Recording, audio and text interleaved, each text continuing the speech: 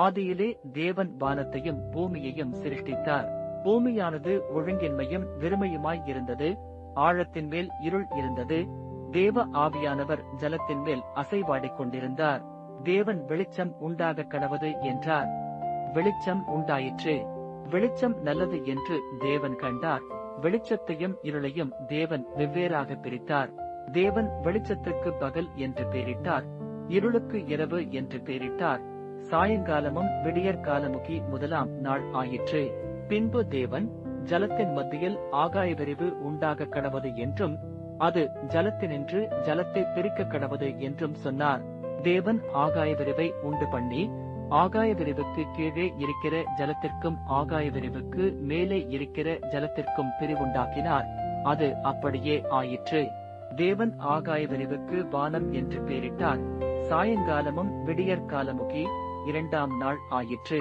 பின்பு தேவன் வானத்தின் கீழே இருக்கிற ஜலம் ஓரிடத்தில் சேரவும் வெட்டாந்தரை காணப்படவும் கடவது என்றார். அது அப்படியே ஆயிற்று. தேவன் வெட்டாந்தரைக்கு பூமி என்றும் சேர்ந்த ஜலத்திற்கு சமுத்திரம் என்றும் பெயரிட்டார். தேவன் அது நல்லது என்று கண்டார். அப்பொழுது தேவன் பூமியானது புல்லையும் விதையை பிறப்பிக்கும் பூண்டுகளையும் பூமியின் மேல் தங்களில் தங்கள் விதையுடைய கனிகளை தங்கள் தங்கள் ஜாதியின்படியே கொடுக்கும் கனி விருட்சங்களையும் முளைப்பிக்க கடவது என்றார். அது அப்படியே ஆயிற்று. பூமியானது புல்லையும் தங்கள் தங்கள் ஜாதியின்படியே விதையை பிறப்பிக்கும் பூண்டுகளையும் தங்கள் தங்கள் ஜாதியின்படியே தங்களில் தங்கள் விதையுடைய கனிகளை கொடுக்கும் விருட்சங்களையும் முளைப்பித்தது. தேவன் அது நல்லது என்று கண்டார். சாயங்காலமும் விடியற்காலமுகி மூன்றாம் நாள் ஆயிற்று.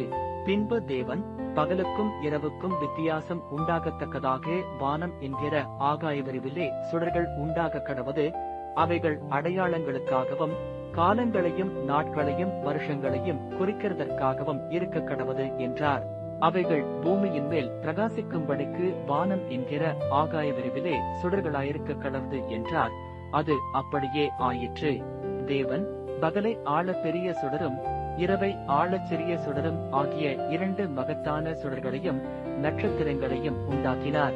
அவைகள் பூமியின் மேல் பிரகாசிக்கவும் பகலையும் இரவையும் ஆளவும் வெளிச்சத்துக்கும் இருளுக்கும் வித்தியாசம் உண்டாக்கவும் தேவன் அவைகளை வானம் என்கிற ஆகாய விரிவிலே வைத்தார்.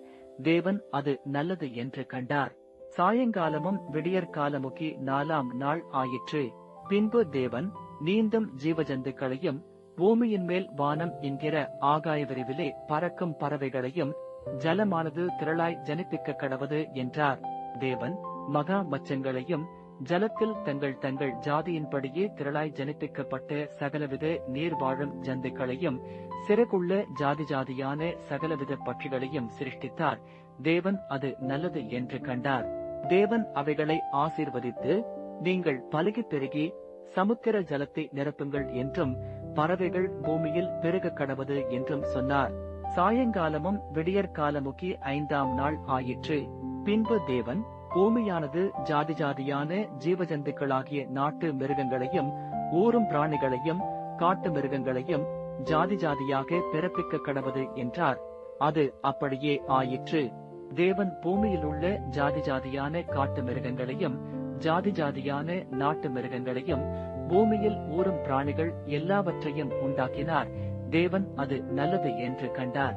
பின்பு தேவன் நமது சாயலாகவும் நமது ரூபத்தின்படியேயும் மனுஷனை உண்டாக்குவோமாக, அவர்கள் சமுத்திரத்தின் மச்சங்களையும் ஆகாயத்து பறவைகளையும் மிருக ஜீவன்களையும் பூமி அனைத்தையும் பூமியின் மேல் ஊறும் சகல பிராணிகளையும் ஆளக்கடவர்கள் என்றார். தேவன் தம்முடைய சாயலாக மனுஷனை சிருஷ்டித்தார். அவனை தேவ சாயலாகவே சிருஷ்டித்தார். ஆணும் பெண்ணுமாக அவர்களை சிருஷ்டித்தார். பின்பு தேவன் அவர்களை நோக்கி, நீங்கள் பலுகி பெருகி பூமியை நிரப்பி அதை கீழ்ப்படுத்தி சமுத்திரத்தின் மச்சங்களையும் ஆகாயத்து பறவைகளையும் பூமியின் மேல் நடமாடுகிற சகல ஜீவஜந்துக்களையும் ஆண்டு கொள்ளுங்கள் என்று சொல்லி தேவன் அவர்களை ஆசீர்வதித்தார். பின்னும் தேவன், இதோ பூமியின் மேல் எங்கும் விதைதரும் சகலவித பூண்டுகளையும் விதைதரும் கனிமரங்களாகிய சகலவித விருட்சங்களையும் உங்களுக்கு கொடுத்தேன். அவைகள் உங்களுக்கு ஆகாரமாயிருக்க கடவது. பூமியில் உள்ள சகல மிருக ஜீவன்களுக்கும் ஆகாயத்தில் உள்ள சகல பறவைகளுக்கும் பூமியின் மேல் ஊரும் பிராணிகள் எல்லாவற்றிற்கும் பசுமையான சகல பூண்டுகளையும் ஆகாரமாக கொடுத்தேன் என்றார். அது அப்படியே ஆயிற்று. அப்பொழுது தேவன் தாம் உண்டாக்கின எல்லாவற்றையும் பார்த்தார், அது மிகவும் நன்றாயிருந்தது. சாயங்காலமும் விடியற்காலமுகி 6ஆம் நாள் ஆயிற்று.